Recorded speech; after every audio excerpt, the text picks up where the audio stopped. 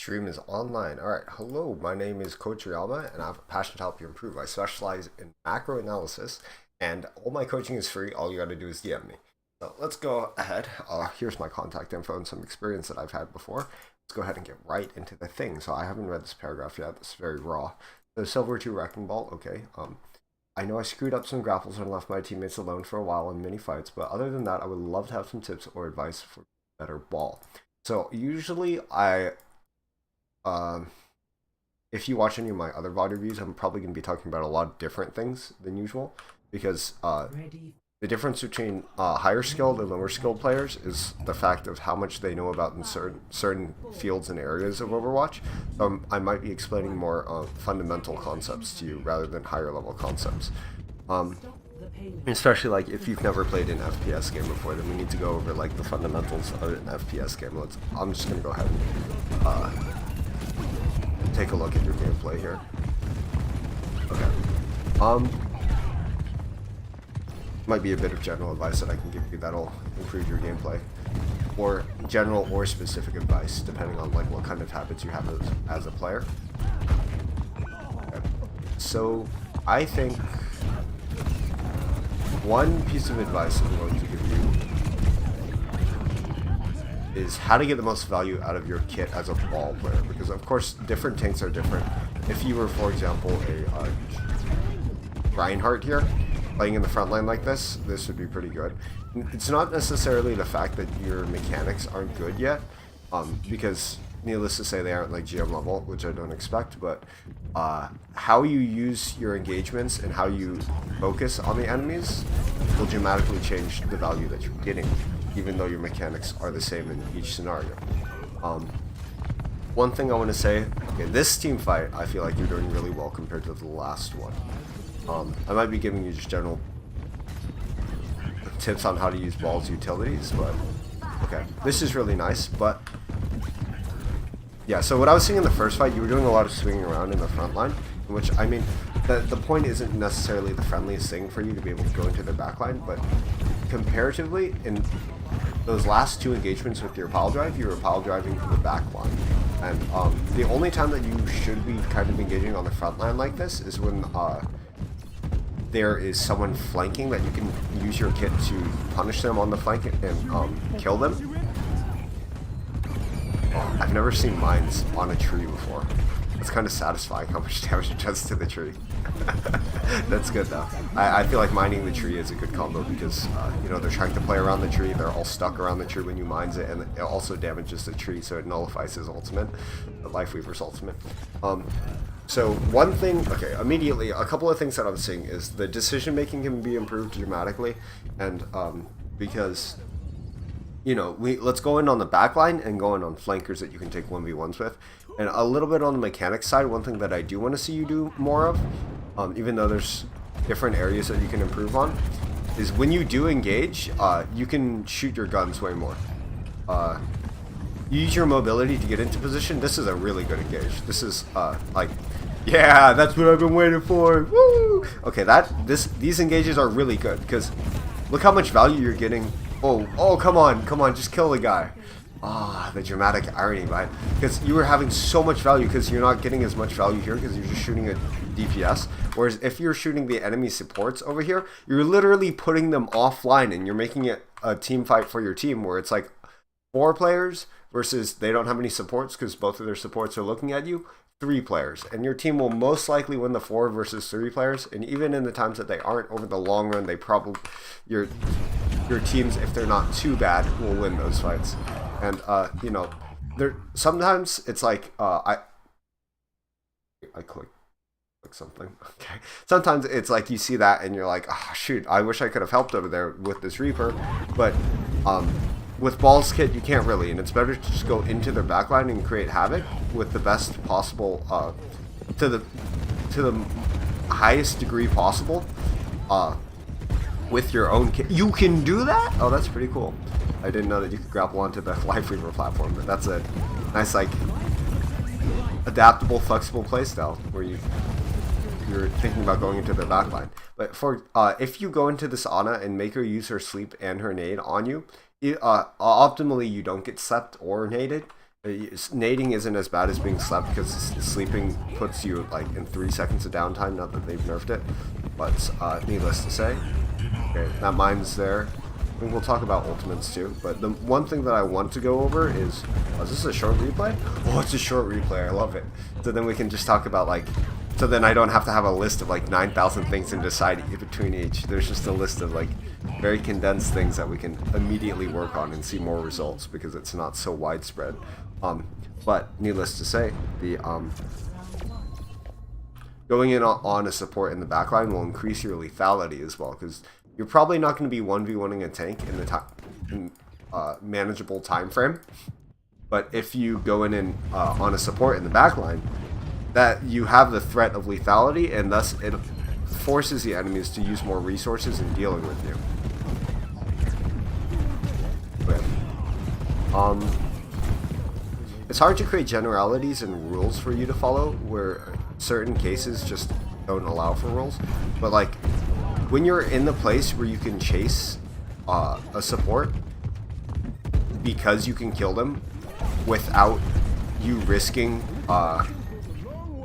dying or getting forced to be offline by the enemy's resources. What was that?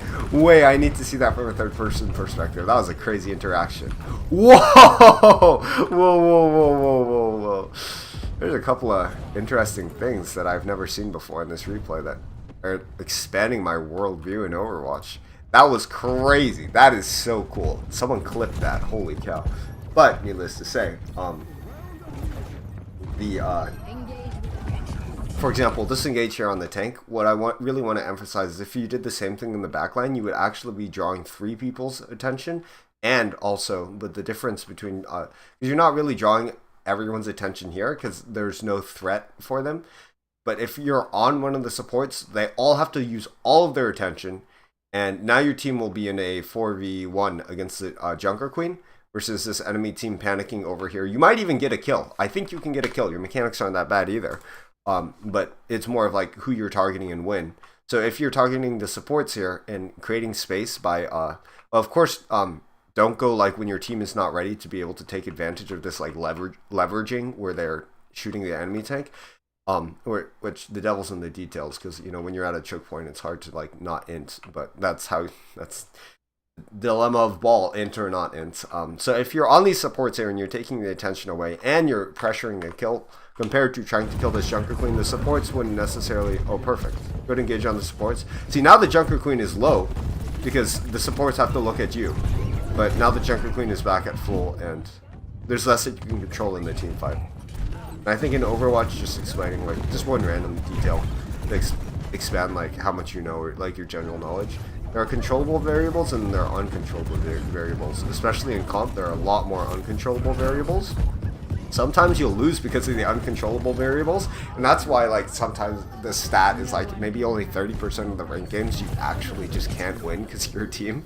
And even no matter like how hard you calm or how much teamwork you how well you play, those uncontrollable factors will sometimes just be uncontrollable and you'll lose. But if we can somehow manage every controllable variable and expand on those and make those as good as possible, and then limit how much the uncontrollable variables affect you in your gameplay and your mental, then that's where you see the most progress. Oh, you got slept out of those mines? That's really unfortunate. Okay, so once we get past the engaging onto the enemy backline, I'm going to start to go over. What is that flower platform? Why did it stop so early? That's so underwhelming. Sorry. I'm going to start to go over how to engage. So I think this is a very, very good resource for you, and you'll probably like hear this one in the tips and tricks for Wrecking Ball. Okay, this engage is good. I'd say the only time that you can engage on a tank like that is when you can actually kill them, because most of the time you won't be able to kill the tank just because they're tanky. They're way too tanky right now. But so I'm gonna go over. Yeah, I'm already formulating points in my head like what I want to talk about. One is like the timing, or like where to focus your efforts. Two is like how to focus your efforts. So like what combos I want to see you doing. And then number 3 would be the some tips to help you improve in the future, rather than specific advice. Well, it is specific advice, but okay. Again, I think in this team fight it would be very much more beneficial for you, instead of focusing on this jungle queen, to instead go on their supports. If you can pressure their supports and force cart at the same time, that's optimal, because it makes their supports come out of hiding and go onto the cart, where not only you but your team will also be able to shoot them, and you'll get a lot of value. So if you're like shooting the supports right here, if you know, again, I'm like a broken record, it puts them offline. It actually provides that much more value. I'm not just trying to be annoying. I'm saying this as like as a coach who hopefully knows something. Yeah, like perfect. Like right here when you're focusing those supports, this is like a really, really good example, because their Ana uses her. Where does she use her name? Uses it on the cast probably. No, she uses it on you. She uses sleep on you. Notice the Life Weaver also used literally every cooldown on you. And for what? Your 4-second cooldowns. And so now, if we're talking about just the general things in Overwatch, you have space, you have cooldowns, and you have health. You traded 0 health. You traded, like, let's say each player has around, well, tanks have 20 because they're kind of more. Tanks have 20 units of cooldowns. You just traded all of those support cooldowns, so now they're down 10 and 10, because 60 is like 40 from your squishies, and then 20 from your tank. So you traded, let's say, like 10, because your cooldowns are pretty short. 10 cooldowns for both of their supports, 20. So 20 cooldowns. So you only have minus 10, and then that equates to 50 on your team and 40 on their team. Now you can see you're obviously in the advantage, and just out of that, you've put yourself and your team at a greater advantage. And the space, they kind of forfeited a little bit of space, but it didn't really matter. But more so, they're like really, really out of cooldowns right now. The only thing, if their DPS don't make something happen in the next 10 seconds, there's a window of opportunity for your team where you guys have so much more cooldowns than them. It's not even funny. And like, that's like fight winning. That's some fight winning level of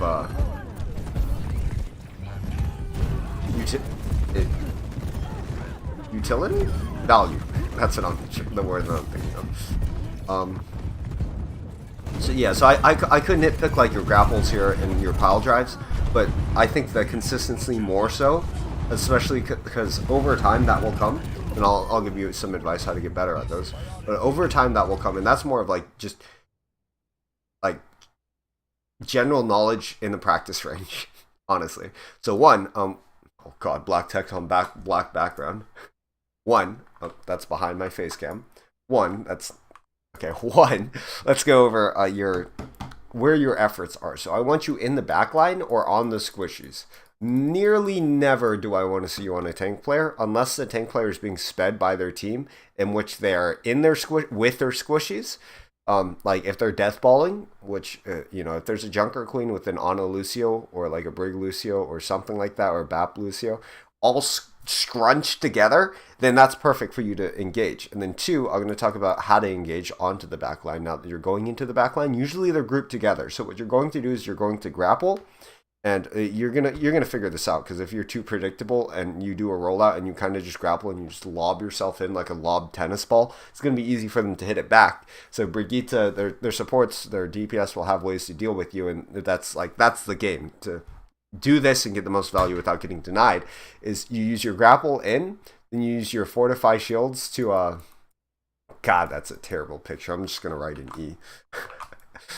Use your grapple in, you use your E above them, and then you pile drive.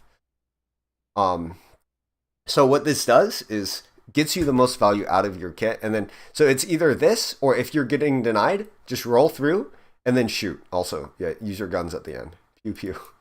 Roll through and then use your guns. So it's either the grapple, use your E, pile drive, and then use your guns. And that way, you're doing the exact same things, except you're doing it on the supports. And if you do it in this combination, you have the most lethality. And so it'll draw so many resources, so much space and health out of the enemy team for such little of yours in comparison to how much they're using.